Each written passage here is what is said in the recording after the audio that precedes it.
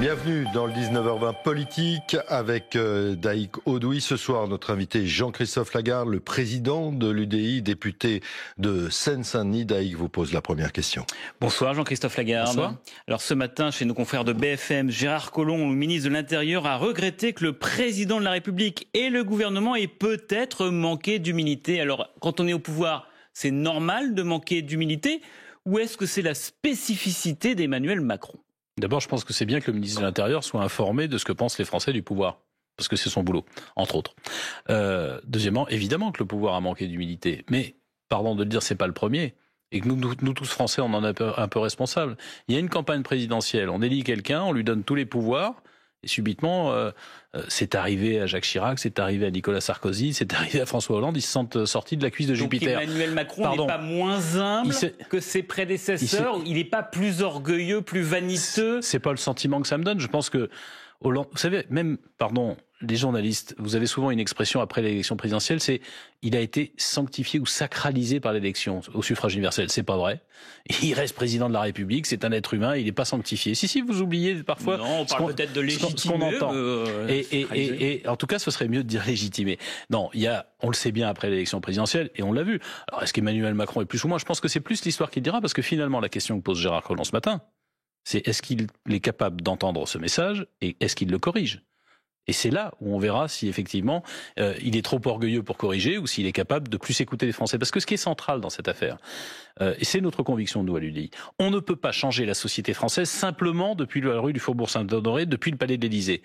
Bien sûr que des impulsions doivent venir de là-bas.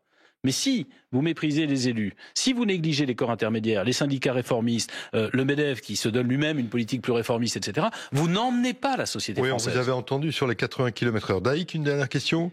Oui, est-ce que ce manque d'humilité, c'est aussi qu'il pense n'avoir besoin de personne et non pas, et de forcément, peut-être, d'un petit parti de centre-droit à ses côtés qui s'appellerait l'UDI et dont le président s'appellerait Jean-Christophe Lagarde. Il n'a pas besoin de vous.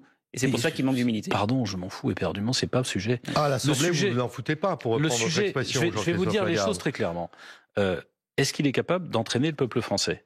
Il a été élu avec 24% des voix. Aujourd'hui, les sondages sont moins favorables qu'ils ne l'étaient il y a quelques mois.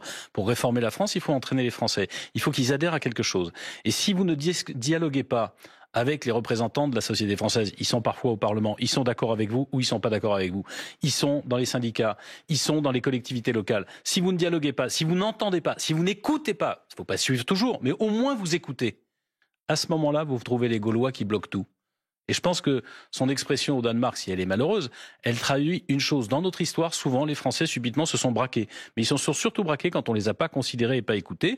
Il n'y a pas toujours eu ça dans la première année. J'espère que dans la deuxième année, ce sera le cas, parce que si Emmanuel Macron se plante, de toute façon, nous risquons une aventure populiste, version américaine, avec un type incapable d'être à la tête de son État, ou version italienne. Et ce sont les Français qui paieront les pots cassés, et notamment les plus pauvres, parce que c'est toujours les pauvres qui payent quand il y a des crises politiques. Justement, Jean-Christophe Lagarde, sur les européennes, vous allez être tête de liste de l'UDI aux prochaines européennes. On va voir si cette volonté va continuer à s'affirmer tout au long de ces prochaines semaines. Un premier sondage, 2,5% d'intention de vote.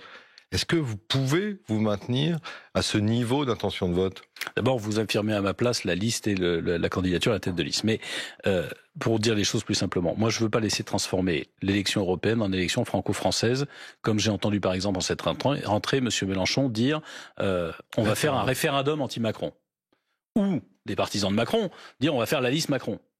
Parce que, pardon, tous ceux qui voteront en fonction d'un référendum pour ou contre Macron sont déjà les cocus de l'élection. Parce que ce qu'on va envoyer, c'est des députés européens à Strasbourg et à Bruxelles pour défendre la vision de la France, la position de la France, mais surtout pour faire en sorte que l'Europe change. Parce que si l'Europe continue, comme c'est le cas par exemple en cette rentrée, à s'occuper, réunissant les députés élus par 500 millions de concitoyens, pour changer l'heure d'été, alors ça plaît peut-être aux Français, mais est-ce qu'on fait ça pour changer l'heure d'été pendant que M. Donald Trump nous donne des ordres et nous botte les fesses tous les matins, pendant que les Chinois achètent des infrastructures, pendant que Poutine nous menace tout le temps? Ça veut dire quoi? Ça veut dire que on se trouve dans la situation où l'Europe ne s'occupe pas de l'essentiel, c'est-à-dire de nous protéger de la mondialisation et des autres puissances qui nous dictent leurs intérêts. Retour à la France. Bah oui, mais d'un mot très l'élection européenne, c'est une élection européenne et pas franco-française. Retour d'un mot à la France. Est-ce qu'il doit y avoir une liste de la droite modérée? oui ou non, ce week-end, il y a le congrès de l'UDI, mais il y a aussi les partisans d'Alain Juppé qui se réunissent à Bordeaux. Moi, Alain Juppé. Je ne vais pas m'occuper, entre guillemets, de la droite modérée dans son ensemble. C'est pas une question de souci.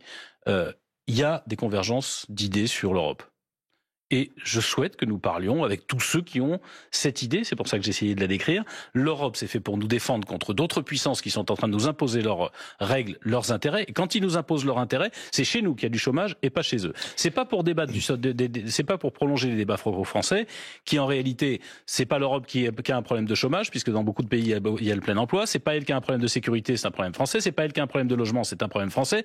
Donc c'est pas à cette élection-là qu'on doit débattre de ça. Par contre, est-ce que Trump nous dicte sa loi? Est-ce que ce sont les électeurs de l'Alabama, du Texas ou de la Californie qui décident de nos conditions de vie, de nos conditions d'emploi, de savoir avec qui on commerce? Ça, pour le compte, c'est l'élection européenne. Dernière question, Daïk. Dernière question, puisque une des conséquences du remaniement, c'est qu'il faut un nouveau président à l'Assemblée nationale. Il y aura un vote interne au groupe En Marche. Il y aura donc 2 femmes face à 2 hommes et face à un ultra favori, Richard Ferrand. Est-ce que vous souhaitez que ce soit une femme qui soit présidente de l'Assemblée nationale, la première dans l'histoire de la France? Moi, je veux quelqu'un qui soit en situation d'assumer la responsabilité de président de l'Assemblée nationale. Et sa responsabilité, c'est à la fois de protéger l'institution contre l'exécutif quand l'exécutif exagère, parce que ça permet de freiner les erreurs, de freiner les excès, et c'est d'être le patron de la majorité, c'est-à-dire de protéger aussi l'opposition.